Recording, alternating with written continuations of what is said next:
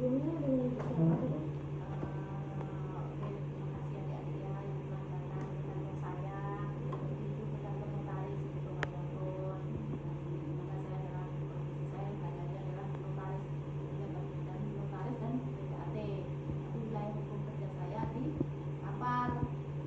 Tapi wilayah hukum notaris ini satu provinsi, jadi termasuk Pekanbaru. Jadi Pekanbaru kabupaten, jadi masih wilayah hukum provinsi.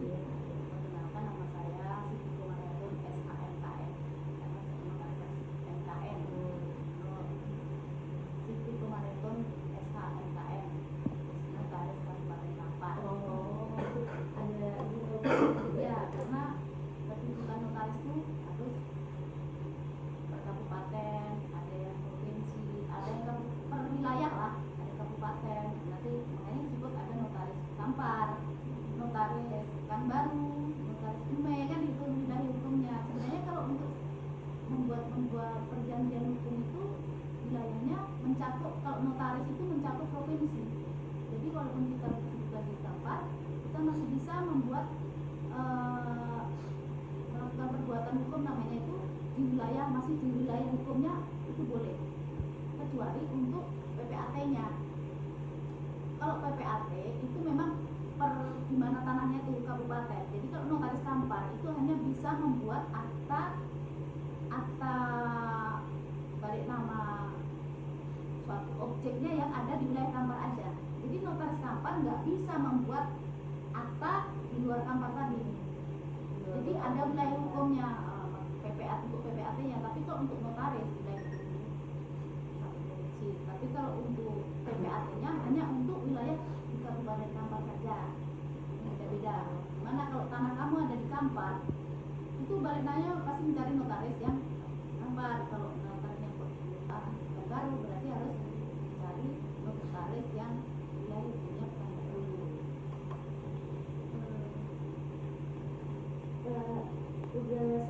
Tugas dan tanggung jawab ibu sebagai notaris dalam Islam? Kalau terkait dengan Islam itu notaris itu banyak sekali. Di samping dalam membuat perjanjian itu juga dalam surat Al-Baqarah bahwa setiap perjanjian itu kan harus ditulis, ada saksinya. Nah, jadi notaris inilah sebagai saksi para pihak tadi yang membuat suatu perjanjian dalam berbisnis, dalam membuat suatu perjanjian. Jadi misalnya kedua belah pihak pertama dan pihak kedua membuat perjanjian kesepakatan, itu harus dicatat dan disaksikan. Itulah wewenang oleh pejabat umum, wewenang oleh pejabat yang diberi wewenang oleh pemerintah tadi membuat suatu akta otentik untuk sebagai alat bukti yang jelas. Itu yang berwenang itu yang notaris. Kapan ibu memulai karir sebagai notaris dan apa perjalanan ibu dalam profesi ini? Mulai karir itu sejak kapan dan apa perjalanan ibu dalam profesi ini? Kalau dimulainya tuh kita boleh melakukan karir sebagai notaris itu setelah kita mendapat izin dan SK dari kementerian. Jadi notaris ini kan mendapat izin kan dari Menteri Hukum dan HAM Republik Indonesia. Jadi sekarang menterinya siapa? Menteri, kalau kami notaris kan dari Menteri Hukum dan HAM. Siapa menterinya sekarang? Ya, Surya Paloh. Iya. Siapa menterinya sekarang? Menteri Hukum dan HAM. Nah, pokoknya Menteri Hukum dan HAM sekarang lah. Kalau dulu saya kan masih yang menteri di waktu. Kalau saya kan untuk notarisnya kan SK-nya AHU nomor 1092 AH 2/21/2013. Pada saat itulah menteri yang bisa berwenang untuk mengangkat, mengeluarkan SK notaris tadi. Jadi dari sejak dilantik dan di SK, karena tak keluar SK itu baru kita boleh menjalankan profesi. Nggak boleh di luar itu, kita belum pejabat namanya. Setelah dilantik oleh menteri tadi ini, makanya kalau kita nengok notaris ini kan ada SK-nya nih kan. Notaris AHU, ini Menteri Hukum dan Hak Asasi Manusia Republik Indonesia nomor ini tahun 2000. Artinya saya boleh menjalankan suatu profesi notaris itu semenjak 5 Desember Desember 2013. Sebelum itu saya nggak ada hak. Setelah ini baru kita boleh menjalankan profesi. PPAT gitu juga. PPAT nih. Jadi ingat, notaris belum tentu PPAT. Iya kan? PPAT pun belum tentu notaris. Karena notaris ini kan kadang orang udah notaris duluan, tapi belum PPAT, berarti notaris aja. Tapi kalau notaris bisa langsung ngambil PPAT. Tapi PPAT ini pun belum tentu notaris, karena PPAT ini ada juga PPAT khusus. PPAT khusus itu seperti camat itu dulu bisa jadi PPAT. Syaratnya kan misalnya di suatu daerah tuh belum ada notaris, dulu kan notaris langka tuh, jadi nggak bisa memenuhi kuota setiap seluruh Indonesia ini. Jadi untuk yang di pelosok-pelosok itu camat itu bisa jadi PPAT khusus, bisa membuat akte balik nama, sertifikat, tapi boleh. Tapi kalau sekarang sudah jarang sih harus notaris. Jadi orang PPAT itu notaris itu PPAT. Tapi kalau notaris bisa ngambil PPAT khusus enggak. Kadang PPAT itu karena camat itu pendidikannya kan nggak SH, kadang dari IPDN itu kan bisa jadi PPAT karena jabatannya. Tapi kalau notaris ini kan udah sarjana hukum, karena syarat untuk menjadi notaris ini kan harus sarjana hukum. Nah, PPAT khusus itu sama tadi nggak bisa karena tergantung oleh pendidikannya, karena dia PDN kan. Lanjut, apa paradigma Islam tentang profesi? Paradigma Islam tentang profesi. Ya, kalau berkaitan sama notaris itu ya sangat berguna sekali, seperti dalam membuat akta pendirian yayasan. Yayasan itu kan perusahaan otomatis untuk menjalankan suatu usaha, legalitas hukumnya. Jadi untuk membuat legalitas hukumnya itu kan perusahaan tadi kan untuk apa? Untuk masyarakat, seperti masyarakat yang Muslim, kan Islam berkaitan dengan Islam, yang Muslim itu berguna karena setiap usaha itu kan harus jelas nih. Kalau kita nggak ada legalitas, itu artinya yang kita buat ini kan di luar. Jadi kalau ada legalitas tuh suatu saat ada pemeriksaan dari pemerintah, karena kita ini kan hidup di negara, suatu negara. Kalau kita kan hidup di negara Indonesia, itu harus ada aturan-aturan yang harus kita penuhi dalam bernegara. Kalau kita nggak mengikuti aturan, jadi kalau kita orang Muslim, aturan kan ada dua nih. Pertama aturan dari Allah Subhanahu Wa Taala, kemudian kedua aturan dari bernegara. Kita harus patuhi juga karena kita hidup di negara.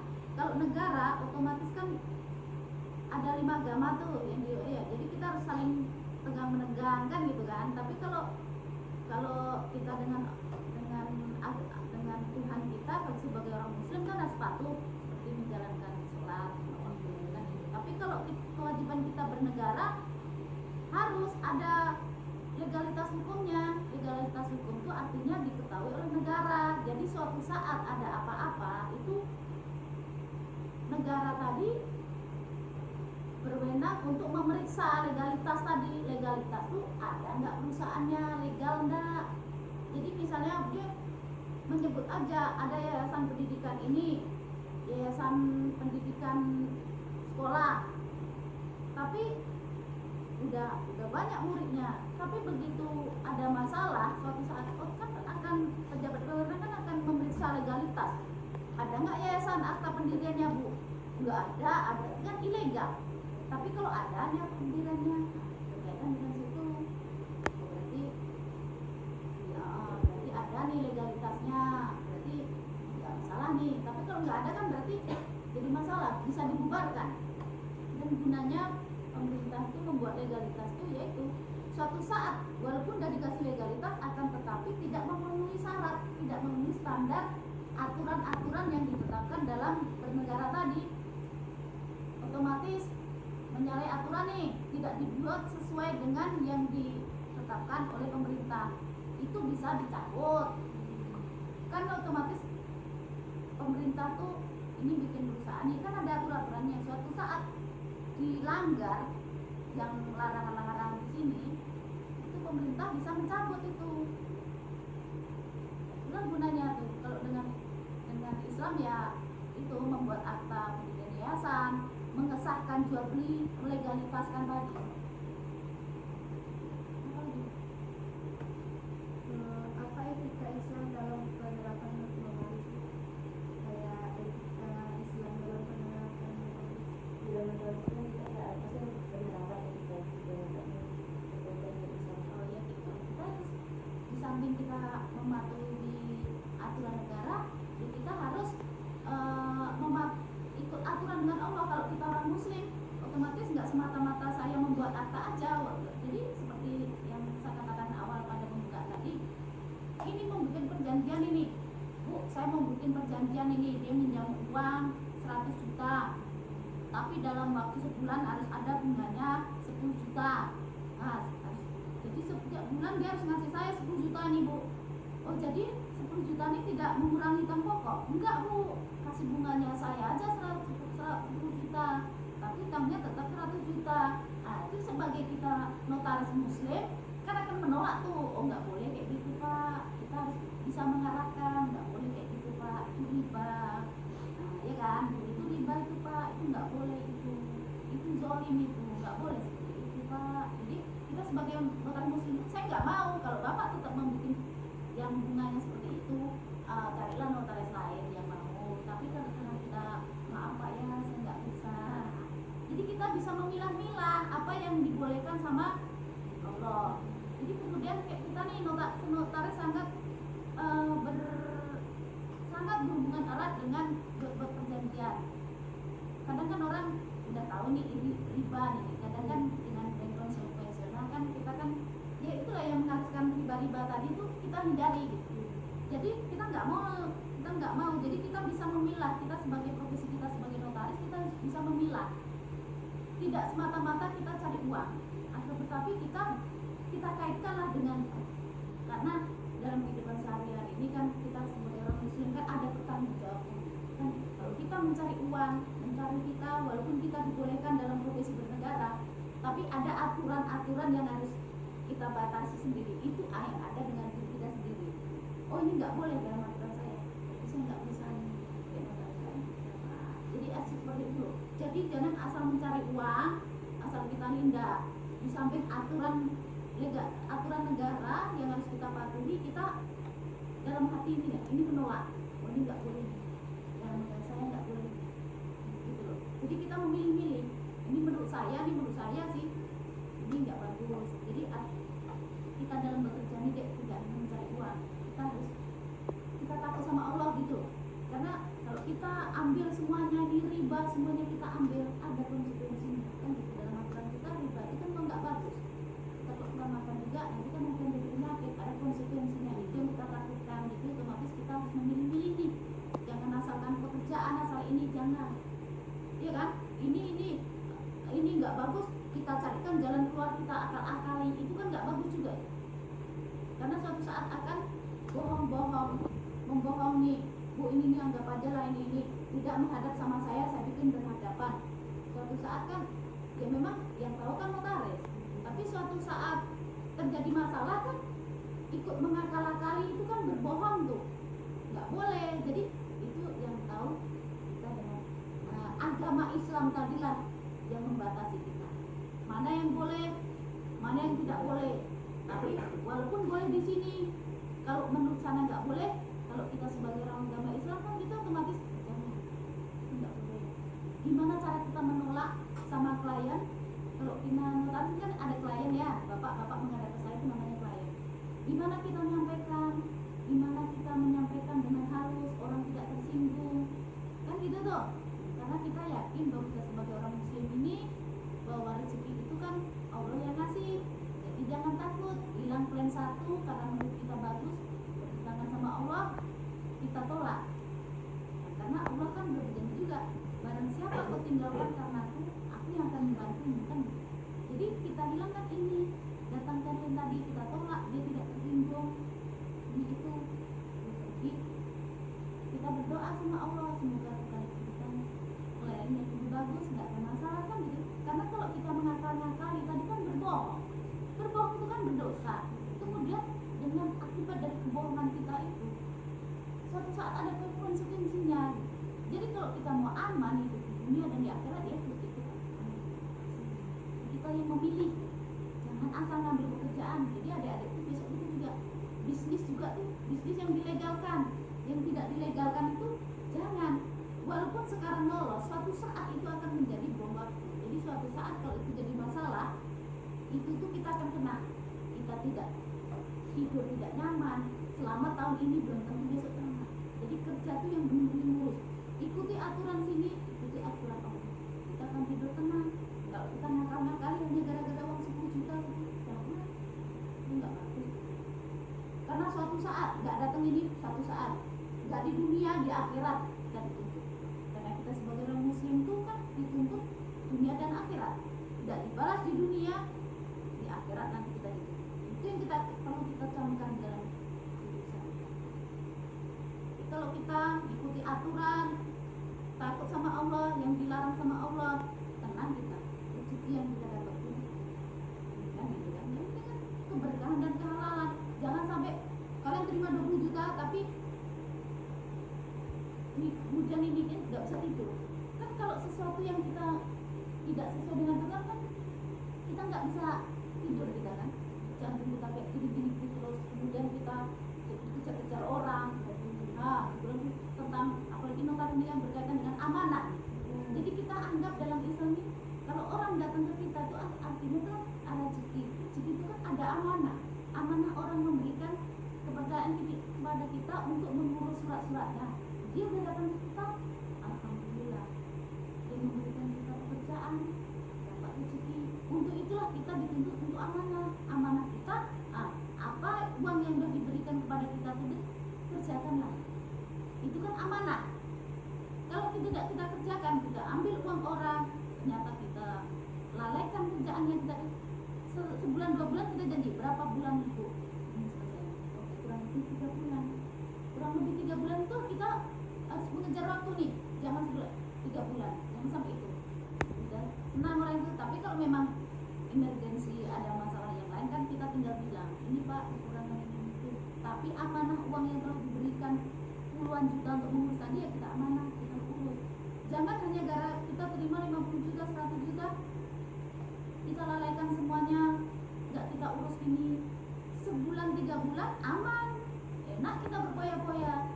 Tapi ingat 5 bulan ke depan kan kita akan jantungan karena Bu suratnya udah siap. Oh maaf Pak, gini. Udah siap Bu. Tiap bulan kita kan berkilah-kilah kita mencari bohong. Lama-lama kan nggak hilang kesabaran orang. Dicek mana buktinya gini katanya kita nggak bisa buktikan. Itulah kalau kita berbohong sekali, bohong. Nah, itulah akhirnya kita jantungan, nggak bisa lari. Ini melarikan diri kan bodoh, suatu kebodohan. Padahal kalau kita sudah ada klaim satu, itulah yang kita punya supaya orang ini akan cerita ke orang ini bagus kan enak nih.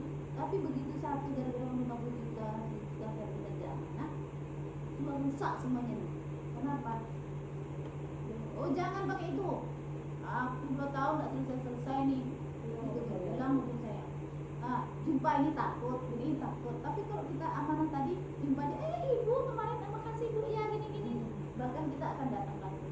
Jadi itu kuncinya kita nih berkaitan dengan iman kita. Kalau kita orang yang tahu beragama, insya Allah itu akan digunakan rezeki kita lancar. Tapi dengan kita tidak amanah tadi menutup jalan. Buka jalan satu, kita nggak amanah tertutup. Buka lagi satu, ada orang yang satu korban baru lagi tertutup.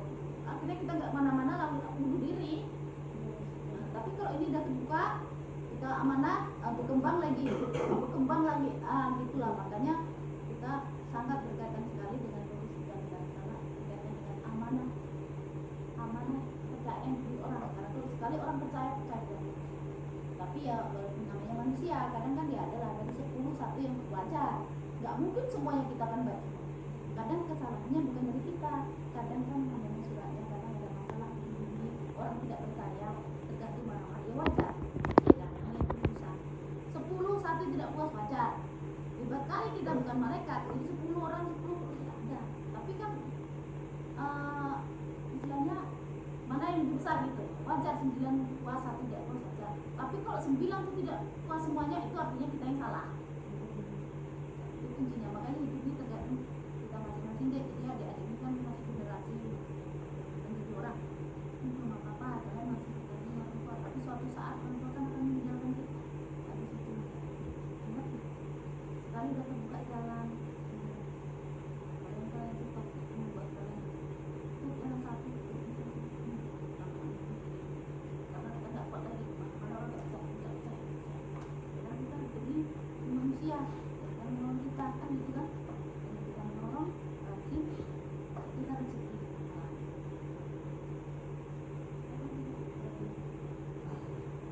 Apa prinsip dan ajaran Islam dalam profesi?